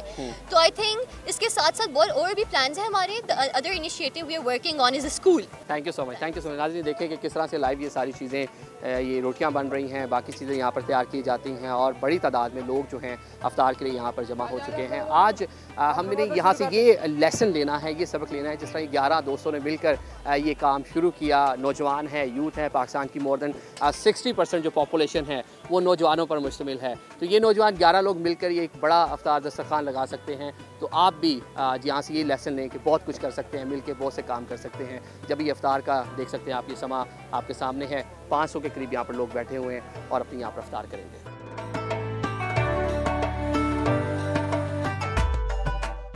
बहुत शुक्रिया आदिल, आपने इतना ज़बरदस्त काम जो हो रहा है वो हमारे साथ शेयर किया। नाज़रीन ब्रेक की तरफ बढ़ना है, ब्रेक से वापस आते हैं, साथ रहिए। आज 21 रमज़ान, फातह खैबर, दामाद रसूल और खलीफा चहारम अमीरुल मोमिनीन हज़रत अली करमुल्लाह वजह का यौम शहादत है। हज़रत अली इब्ने अबी तालिब, जिनका मकाम मर्तबा बहुत बुलंद खानवादे रसूल सल्लल्लाहु अलैहि वसल्लम से निस्बत हो या दुनिया में मज़हब इस्लाम की तरवीज और गलबे के लिए की जाने वाली काविशें, आप रज़ियल्लाहु अन्हु के एक इम्तियाज़ी मकाम रखते हैं। आप रज़ियल्लाहु अन्हु खुदा और रसूल के सबसे ज़्यादा महबूब, यहाँ तक कि आप रज़ियल्लाहु अन्हु को नफ्स रसूल का खिताब मिला। जब महाजरीन और अंसार में भाईचारा किया गया तो आप रज़ियल्लाहु अन्हु को पैगम्बर खुदा ने दुनिया और आखिरत में अपना भाई करार दिया और आखिर में गदीर खुम के मैदान में हज़ारों मुसलमानों के मजमे में यह ऐलान फरमा दिया कि जिसका मैं मौला हूँ उसका अली मौला है। इस्लाम की ये अजीम और नुमाया शख्सियत, जहाँ इल्म व फ़िक्र और तारीख़ में हमेशा बाकी रहने वाली शुजात, तहारत, जुरत और अदालत की ताबनाक रोशनी का आफ्ताब और महताब हैं, 21 रमज़ान को कूफा में ग़ुरूब हुए। तो आए उस अजीम हस्ती की ज़िंदगी, फ़ज़ाइल और शहादत के वाक़े के बारे में बात करेंगे। मजहबी स्कॉलर तैयबा खानम बुखारी साहिबा साथ मौजूद हैं। तैयबा साहिबा, बहुत शुक्रिया, आपने आज वक्त दिया हमारी इस ट्रांसमिशन में। तैयबा साहिबा, सबसे पहले हम बात करेंगे जो खिताब मिला बाबुल इल्म का, उससे हम गुफ्तगू आगाज़ करना चाहेंगे। बिस्मिल्लाहिर्रहमानिर्रहीम। उनके बारे में क्या अर्ज़ करूँ मैं आपसे। खिताब फ़ज़ल थोड़ा आब बाहर का फ़ीनीस थर खुनम सरे अंगुश्त सफ़े बशुमारम, कि अगर सारी कायनात के समंदरों का पानी जमा कर दिया जाए और किताब फ़ज़ाइल अली इब्न अबी तालिब की वरख गर्दानी करना चाहें उंगली को तर करके, सरे अंगुश्त को, तो ये मुमकिन नहीं, वो पानी ख़त्म हो जाएंगे। लेकिन किताब फ़ज़ल अली इब्न अबी तालिब का ख़ातिमा नहीं हो सकता। अली इब्न अबी तालिब के बारे में कहा गया, अअलमन्नास, अशजअन्नास, अज़हदन्नास, अज़कन्नास, अखलसन्नास, अतक़न्नास, अअलमन्नास। जो ज़रा सी भी अरबी ज़बान की ग्रामर को जानते हैं उनको मालूम है कि आलिम कहा जाता है पढ़े लिखे शख्स को, लेकिन आलम है अफ़अल तफ़ज़ील, यानी उस जितना बड़ा कोई आलिम ना हो, तमाम उलमा से जो आलिम तर हो उसको आलम कहते हैं। अज़हद जाहिद कहा जाता है, ज़ुहद इख्तियार करने वाले को, और अज़हद कायनात में उसके ज़ुहद की कोई बराबरी ना कर सके। मुत्तकी कहते हैं बातक़वा को, और अतक़ा कहते हैं उसको जिसके तक़वा का कोई मुत्तकी मुकाबला ना। तो अतक़न्नास, अखलसन्नास, खुलूस में मौलाना रूम ने जैसा कि मौला कायनात को खिराज तहसीन पेश किया, अज़ अली आमूज़ इखलास अमल शीर हकरा दान मुनज़्ज़ा अज़ दगल। अगर तुम मकाम इखलास पे पहुँचना चाहो तो उसका जो सबसे बुलंद तरीन जीना है, जो टॉपेस्ट मकाम है, उस पे अली इब्ने अबी तालिब उसके कुल्ला अज़मत पर फाइज हैं। तो अल्लामा इक़बाल मौला कायनात और उनकी औलाद अतहार के फ़ज़ाइल को बयान करते करते वो कहते हैं, ताज्जुब ना करें अगर ये मैं नाब के मवाज आबशार मेरे पहलुओं से फूटने लगें तो ताज्जुब ना करो, ये उसकी खाके कदम और उसकी औलाद की मोहब्बत का समरा है। और उसके बाद वो कहते हैं, बूथुराब के ज़िफ़त इक़लीम थानस, वो कहते हैं कि मौला कायनात के अलक़ाब की जानिब इशारा करते हैं। कहते हैं, हर के दाना ये रुमूज़ ज़िंदगी सिर्र अस्मा ये अली दानत के चीज़। जो भी दुनिया का दानिश्वर होगा, जो भी कोई स्कॉलर होगा, रिसर्चर होगा, कोई दिमाग रखने वाला होगा, कोई अहले दानिश व खिरद होगा, वो दानत के सिर्रे अस्मा ये अली चीज़, उसको मालूम है कि अली के जितने अस्मा हैं वो बग़ैर किसी रीज़न के नहीं, उनके पीछे एक लॉजिक है, एक डिवाइन विजडम कार फरमा है। ये नाम खुद ब खुद नहीं रखे गए, जैसा कि जनाब फ़ातिमा बिनते असद से रिवायत की गई है और इब्ने अब्बास ने और बहुत से सहाबा किराम रिज़वानुल्लाहि अलैहिम ने बयान किया। और मिस्र के अहले सुन्नत उलमाए दीन ने मौला कायनात की विलादत के हालात को बयान करते हुए अपनी किताबों में लिखा है कि सरवर अंबिया सल्लल्लाहु अलैहि वसल्लम ने उस साल को सनतुल खैर व बरकत का खिताब दिया। तो उन्होंने कहा कि जब जनाबे फ़ातिमा बिनते असद आई, लम यूलद मौलूदुन कत्तो हरगिज़ कोई पैदा होने वाला क़ब्लहु व बअदहु सिवा हो, अली के सिवा कोई पैदा होने वाला खाना खुदा में ना पहले ना बाद में पैदा नहीं हुआ। और जब फ़ातिमा बिनते असद खाना खुदा में गईं और इब्ने अब्बास ने उस रिवायत को नकल किया कि वो दीवार में शिगाफ आया और जिसको अब सऊदियों ने कोशिश की मिटाने की और वो निशान नहीं मिटा, और दुनिया का सबसे टॉप का आर्किटेक्ट बुलाया और वो दावे करके आया और फिर उसने कहा कि ये मामला कुछ और है। तो वो जिस वक्त विलादत हुई और सैयदा फ़ातिमा तशरीफ़ ले गई तो वो फरमाती हैं कि मैंने सोचा कि अन उसम्मियहु, मैं इनका नाम अपने वालिद गिरामी के नाम पर रखूं, क्योंकि शजरा नसब तो एक ही था, फैमिली ट्री दोनों मियाँ बीवी का। तो कहती हैं कि मुझे आसमान से हतफ़ हातिफ़ुन, एक आसमान से हातिफ़ गैबी ने निदा दी कि इसका नाम असद नहीं बल्कि अली ये आला की ये ख्वाहिश है। बार ये नाम रखा। अजमत की बात की जाए तो शायद पूरा दिन क्या पूरी रात भी कम पड़ जाएगी। अच्छा तैयबा साहबा, फतेह खैबर, उस पर जरा रोशनी डालिए। फतेह खैबर के बारे में बस आपसे ये अर्ज करूंगी, वो अरबी की रिवायत है और जनाब सफ़िया जो पैगम्बर गिरामी इस्लाम के हरम में आई और मोमिनीन का उन्हें मकाम मिला, वो उस वक्त क्वीन थी, शहजादी थी और खैबर में थी। तो उन्होंने ये रिवायत बयान की है कि ज़नन तो अन्ना ज़लज़लतन, मैंने महसूस किया कि ज़लज़ला आया है और मैं जलस तो मैं बैठी हुई थी उस टॉप के ऊपर मेंबर के जो क्वीन के लिए होता है और सजी बनी हुई थी। तो मैं सर के बल मुंह के बल ज़मीन पे गिरी और मैंने समझा कि ज़लज़ला आ गया क़लअ खैबर में। आप सोचिए क़लअ कितने अज़ीमुश्शान हुआ करते हैं। और फिर ये भी इस बात की रिवायत शाहिद है कि 40 रोज़ तक मुसलमान सारे जाते रहे और वो वहाँ तक रसाई नहीं हासिल कर सके और 40वें रोज़ इनको बुलाया गया क्योंकि ये आशूब चश्म में मुब्तला थे। तो कहती हैं कि इस तरह का शदीद ज़लज़ला था। तो हमने कहा ज़लज़ला आ गया तो पता ये चला कि अन्ना अलीयन, वो एक जवान है जिसका नाम अली है और उसने बाब खैबर को हिलाया है और फ़रतअदल हिस्नो बे अजमअही, और इस तरह से क़लअ पूरा हिलने लगा और दरे खैबर को अपने हाथ पे उठाया। इशरूना रजुलन, कहते हैं 20 मर्द सिर्फ उसको लॉक करने के लिए खिदमत उनसे बड़े मर्दों से ली जाती थी। और जिस वक्त वो खैबर को फतह कर लिया और दरवाज़ा अपने दस्ते मुबारक पर उठाया और सारी फ़ौज ऊपर से गुजर गई, तो बाद में जब वो टूटा फूटा हुआ दरवाज़ा पड़ा था और उसको 70 मर्द ना हिला सके अहले इस्लाम के जंगजू, तो काला रजुलुम मिनहुम या अली, एक मर्द आगे बढ़ा और उसने कहा कि मौला आप मुझे ये बताइए कि ये टूटे फूटे हुए को तो हम हिला नहीं सके, तो आपने कैसे हिलाया? तो एक तो आपकी हम्बलनेस, आपका इनकिसार ये है कि आपने फरमा मक़लअतुहु बिक़ुव्वतिन जिस्मानिया बल क़लअतुहु बिक़ुव्वतिर रब्बानिया। ये उस ज़ाते इलाही का करम है, ये सब तुम्हारा करम है कि अब तक ये सब तुम्हारा करम है आका के बाद अब तक बनी हुई है। और उसके बाद आका ने फरमाया कि पूछा कि आपको कैसा फील हुआ, तो आका ने फरमाया कि ये जो शील्ड मेरे हाथ में है इससे ज़्यादा मुझे उसका बोझ महसूस नहीं हुआ। और मैं बस 2 जुमले अर्ज़ करना चाहती हूँ। ये जो आपने कहा बाब मदीनतुल इल्म, तो सरकार रिसालत मआब सल्लल्लाहु अलैहि वसल्लम रेगज़ारे अरब से उठकर 1400 साल पहले तुलुए सुबह क़यामत तक पूरे कारवाने नौ-ए इंसानी के लिए ख़ुद को शहर इल्म मुतारिफ़ कराकर नौ-ए इंसानी के मुअल्लिम होने का दावा करने वाले उम्मी लक़ब की शान मुअल्लिमियत के मुअजिज़े का नाम अली इब्न अबी तालिब है। अली इब्न अबी तालिब फरमा अना मदीनतुल इल्म व अलीयुन बाबुहा, मैं शहर इल्म हूँ और अली उसका दरवाज़ा है। यानी का एक शहर, मदीना बड़े शहर को कहते हैं और शहर में हर चीज़ अवेलेबल होती है। इस्लामाबाद कैपिटल है, लेकिन हम कहते हैं जो कराची की बात है वो इस्लामाबाद की नहीं, बड़ा शहर है। तो मैं वो शहर इल्म हूँ और अली उसका दरवाज़ा है। मैं आपसे अर्ज़ करूँ कि अमीर शाम के दरबार में जब आपकी शहादत की खबर पहुंची तो एट रैंडम ही महफिल में जो लोग थे तो अमीर शाम ने कहा कि जरा उठो, कोई बताओ कि अली कौन थे। तो एक शख्स उठा, सब ज़ारो कतार रोने लगे और उसने कहा खुदा की कसम अली इब्न अबी तालिब जो बात कहते थे वो फैसला कुन होती थी। जैसा कि जॉर्ज जोडेक ने आपके बारे में कहा अल इमामुल अली सौतुल अदालतिल इंसानिया, the voice of human justice के नाम से पुकारा। और उसने कहा कि अली इब्न अबी तालिब की शख्सियत वो थी कि आदिल नहीं थे, ऐने अदालत थे, अदालत के चश्मे फूटते थे आपकी ज़ात वाला सिफात से। क़द क़ुतिला फ़ी मिहराबिही लिशिद्दत अदलिही, दुनिया के हुक्मरान अपनी करप्शन की वजह से कत्ल होते हैं और अली मुसलमानों का वो तन्हा सरदार है कि जो अपनी शिद्दत अदालत की वजह से मिहराब अदालत में मारा गया। और अमीर शाम के दरबार में उसने कहा कि आप वो इल्म का वो कोह सारे बुलंद थे। मौला कायनात के फ़ज़ाइल बहुत ज़्यादा हैं। आपने खुद फरमाया वलक़द अलिमतुम मौज़िई मिन रसूलिल्लाह सल्लल्लाहु अलैहि व आलिहि बिल क़राबतिल क़रीबा वल मंज़िलतिल ख़सीसा, तुम सब जानते हो कि मेरा मकाम शाम इख़बारगाह नबुव्वत में क्या है। और सरकार रिसालत मआब सल्लल्लाहु अलैहि व आलिहि वसल्लम यकनुफ़ुनी फ़ी फ़िराशिही, जब मैं छोटा सा था इधर विलादत हुई, फ़ातिमा बिनते असद घर से बाहर नहीं आई जब तक कि सरकार तशरीफ़ नहीं लाए 3 रोज़ तक।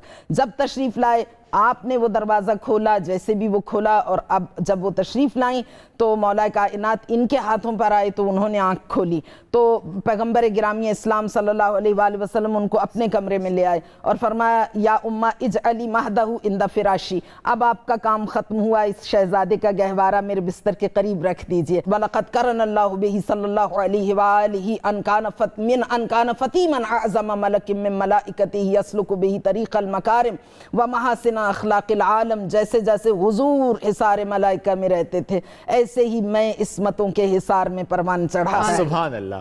तैयबा साहब भाई, आप इतनी आपका प्यारा अंदाज़ है, दिल करता है सुनते जाएं। चूँकि आपने जिस तरह आगाज़ में भी कहा ना कि अगर कहते जाएं तो लफ्ज़ ख़त्म हो जाएंगे, लेकिन ज़ाहिर है हम उस रुतबे को बयान नहीं कर पाएंगे। अली इब्न तालिब, आज यौम शहादत उसकी मुनासबत से हमारा ये सेगमेंट था। वो चाहे फिर पैदाइश से उनका मर्तबा बुलंद होना हो, फिर चाहे ज़िंदगी के बहुत से वाक़यात, तो चाहे फिर खैबर का मैदान, और चाहे फिर बहुत से और वाक़यात जो जुड़े हैं उनके साथ, और फिर यौम शहादत जो कि आज यानी 21 रमज़ान के। तैयबा साहब बहुत शुक्रिया, हमारी इस ट्रांसमिशन में आपने वक्त निकाला। ज़रा आपको सुनकर हमेशा से सुनते हैं, बहुत कुछ सीखते हैं, और आज भी ज़रा हम सब ने सीखा अली इब्न तालिब, उनकी ज़िंदगी से मुताल्लिक, उनकी जो ज़िंदगी से जुड़े बहुत से वाक़यात हैं उनसे मुताल्लिक। एक ब्रेक की तरफ बढ़ना नाज़रीन, ब्रेक से वापस आते हैं, साथ रहिए। ज़मीन ज़ाहिर शॉपिंग भी हो रही है, ईद की शॉपिंग। हाँ, वो चाहे फिर मर्दों की हो चाहे फिर वो ख़वातीन की हो, बहुत बात ख़वातीन की होती है। मर्दों की जो शॉपिंग है वो ख़वातीन से ज़्यादा होती है, ये सुन ले सब। मर्दों का क्या है, मेरी तरह सादा से एक शलवार कमीज ली, एक चप्पल ली, काम पूरा। श्योर, बिल्कुल। तो हमने क्या करना होता है? वो आप लोगों के मैचिंग ज्वेलरी है। अच्छा, वो ब्यूटी पार्लर भी जाती है ना पहले? हाँ, तो जाना तो फ्री सर्विसेज। ऑब्वियसली हमें देखिए बनना सवरना अच्छा लगता है, अपना ख्याल रखना हमें अच्छा लगता है। हम भी ख्याल अब आप लोग भी अपना ख्याल रखना शुरू करें। तो अच्छा, अब सैलून्स, मर्द कौन सा सैलून नहीं जाते? मेन सैलून से काफी वहाँ पर जाते हैं, प्रॉपर मैनिक्योर पेडिक्योर फेशियल तमाम सर्विसेज हो रही होती है। थोड़ा ज्यादा हो गया, लेकिन फिर भी चले होता है, ठीक है। फेशियल तक तो बात समझ आती है, ठीक है, कटिंग वटिंग तक हो जाए तो वो कहते हैं लश्कारे मार रहे हैं। लेकिन एक शलवार कमीज, एक चप्पल, और चप्पल के पेशावरी चप्पल हो तो क्या बात है। तो कहते जी आप मुकम्मल हो गए। अब मसला ये था पहले के पेशावर चप्पल जनरली एक आइडिया था कि जी वो पेशावर से ज्यादा अच्छी मिलती है या केपी साइड से। हर किसी के लिए जाना बड़ा मुश्किल होता है कि वहां पर जाए, वो चप्पल का ऑर्डर बाद तो ऑर्डर देने पड़ता है प्रॉपर कि आप वो बनवाएं ताकि आपको पायदार किस्म की चप्पल मिले। लेकिन अब हर तरफ मिलती है, हर शहर में मिल जाती है, वो चाहे 4 सद्दा की चप्पल हो, वो चाहे बलोची चप्पल हो, हर जगह से मिल रहे होते हैं। लेकिन जब हम बात कर रहे हैं पेशावरी चप्पल की, लाहौर में किस तरह उसकी मांग में इजाफा हुआ है, आपको हम रिपोर्ट दिखाते हैं कि पेशावरी चप्पल बनती कैसे है और लाहौर में इसका ट्रेंड कितना ज़्यादा फॉलो हो रहा है।